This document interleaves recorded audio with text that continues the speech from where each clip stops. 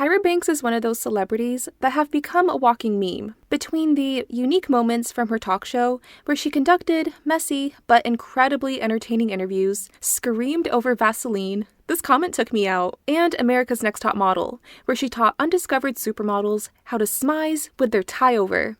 I am so sorry. Tyra certainly built an entire eccentric media empire, and yet, somehow, one major Tyra moment that never fully entered the Meme Hall of Fame was life-size. There was the moment where she typed like how I do, but there's so much more than that. What stood out to me the first time I watched it wasn't just Eve's personality, but her clothes. Life-size does something surprisingly innovative. It translated doll fashion into real life. Remember that this was before Barbie summer. Life-size was already asking what happens when toy aesthetics leave the dollhouse and enter the real world. The style of Eve perfectly encapsulated the timely trends of the new millennium while also reflecting the fantasy of a doll brought to life, where every outfit looks styled, intentional, and in a reality where fashion beats practicality. What inspired these looks, and how did they tell Eve's story? We're going to look into the fashion of Eve from Life-size. So now, let's get started. Life-size begins with an Eve doll commercial. She's the doll who can do anything. The visual language is deliberately retro-futuristic, pulling heavily from the Jetsons. We see pastel colors, rounded shapes, and smooth aerodynamic designs. We'd later see Eve reference 50s, 60s styles, the era of idealized femininity and peak consumer fantasy. But in the year 2000, Eve dolls are not doing well. All kids want nowadays is stuff with microchips.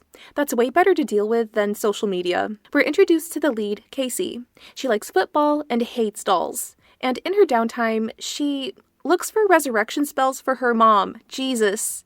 I love how the website is so casual about it. Do not go on sites like these, they are scams. But it's not like she has other options. Aside from her dad, she doesn't have much of a support system. Ever since her mom died, she's totally ignored us. Yeah, like get over it already. I literally screamed. On her birthday, her dad's situationship gives her an Eve doll. Not that she cares. She's about to do mystical, magical stuff with spells and a hairbrush, and everything could have worked fine if Dad's special friend didn't mess everything up. But anyways, Eve is alive. The craziness of that aside, she has all the staples of her signature look. Her trademark color is orange.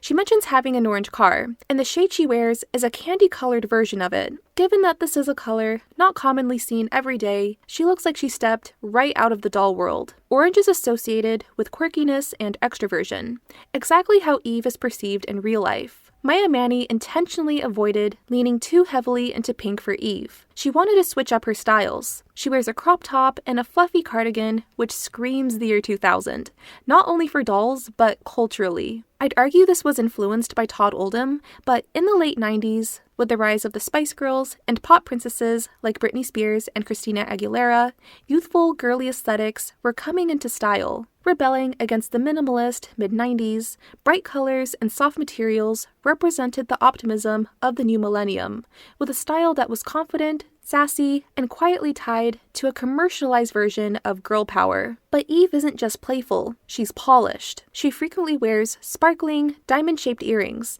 reminiscent of classic doll accessories, and nearly every outfit she wears throughout the film includes earrings, many of which were real antiques. Her idealization doesn't stop at aesthetics. Eve is also positioned as the perfect humanitarian.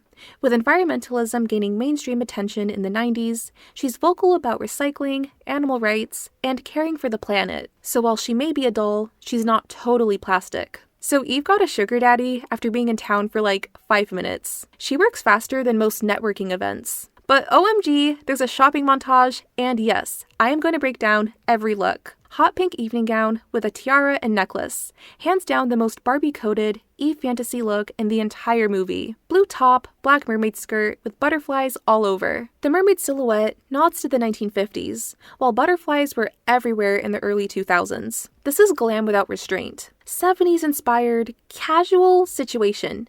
See, you can serve with a fanny pack without looking like a tourist from 1993, especially if it matches your bracelet. A 1940s femme fatale-esque suit with some sort of stick? What type of store is this? And lastly, a soft girl summer dress with a sun hat. Very 1950s romance. This is how you do a fashion montage. Every look has a distinct vibe and a clear personality shift. But she ends up with a fancy hat and a white dress, so she tones it down. just a little. At this moment, she also gets a job and stays in the guest house. Jeez, this is easy. Her nightdress is short and sweet before short and sweet. I'm also getting a little bit of fembot vibes. On her first day at an office job, she wears a peachy orange suit. This is reminiscent of the Chanel tweed suit, though Maya Manny confirms that this wasn't Chanel. It looks incredibly close though. She's got the skirt belt and everything. Once again, she's in orange, but this is more toned down and professional. Business orange. Her doll roots are noted with her extravagant earrings and oversized pearl necklace. She only looks like a fantasy version of a competent office worker because she is struggling. Her office skills are exactly what you'd expect from someone only used to screenless plastic computers. It's a rough day, but she turns that around by spreading her signature joy. Eve is invited to an office party. She does her nails but wears gloves. Why? She wears a red satin cocktail dress that immediately sets her apart. This isn't after work drinks attire. This is a red carpet look. This feels like a modern take on old Hollywood, while the bustier pulls from corsetry and slip dresses that surge in popularity in the 80s and 90s. And at this party, she sings her own theme song. It's just about how great she is. I know some of us are messy enough to do that in real life. Later, Eve wears the lime green jacket we saw her pick out earlier, paired with a matching headscarf. It's a clear nod to the 60s, especially in the color choice.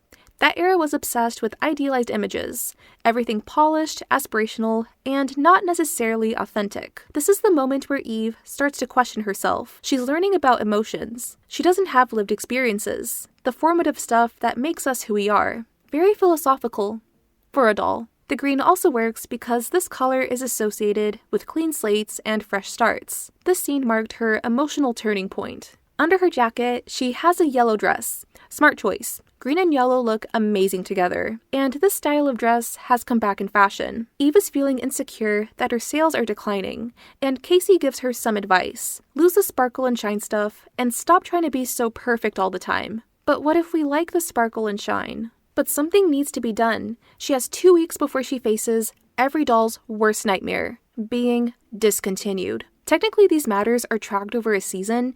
They involve spreadsheets, meetings, emails, but narratively, Eve's on the clock, and that means she has to go back. Her next look is the most contemporary, early 2000s casual she wears in the entire movie. It's not fully casual, but still. Her hair is shorter and straighter. No more Hollywood waves. The earrings are gone, and she traded her signature heels for sneakers. The impact she made. She wears a crop top and cardigan, echoing her first day in the real world. But this version is simpler and more practical. But I think this shade of pink accents so much. She hasn't abandoned the candy coloring entirely. Also, I don't know why it's so hard to find a mini backpack like this. I'm not sure what she has in there, but she's going home. She follows the yellow footsteps. OMG, I love an homage. She returns to the world of plastics, but this time she's more real. However, Casey's friends are still fake. I don't see why hanging around them again is such a prize. And the dad situationship might become something more than that. I'll be honest, I prefer the original Eve than her proto-Lamely makeover. I guess her new message is to be yourself, but the original message of you can be whoever you want was also good. And she already made people around her feel better about themselves. I guess this rebrand was more of a corporate decision than anything. Meh, at least her theme song stays. Eve came back in 2018 in Life Size 2, where she lifts the spirits of a woman going through a quarter-life crisis. Her vibe here is less fashion doll, more over-enthusiastic MLM schemer / alien. She drinks raw butter, like Eve from the original wouldn't do that. Her main dress just lacks the pizzazz as the original. There's a surprising commitment to minimalism here. The rest of her costuming isn't wildly different from what Tyra Banks regularly wore on America's Next Top Model. But the candy cane bodysuit was the highlight. This came out right at the height of nostalgia bait, which I feel is slowly but surely on its way out. On the surface, Life Size looks like a movie about a doll coming to life. But underneath, it's a story about finding acceptance after loss, that moments of weakness doesn't mean you are weak, and that authenticity is supposed to win over perfection. The movie communicates this almost entirely through Eve's aesthetic shift. Maximalism is framed as artificial, while minimalism is treated as more real.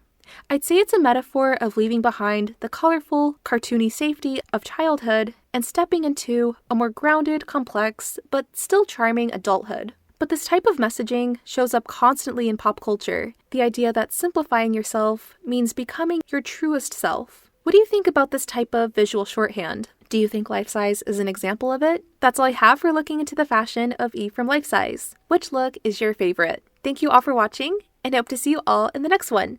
Bye!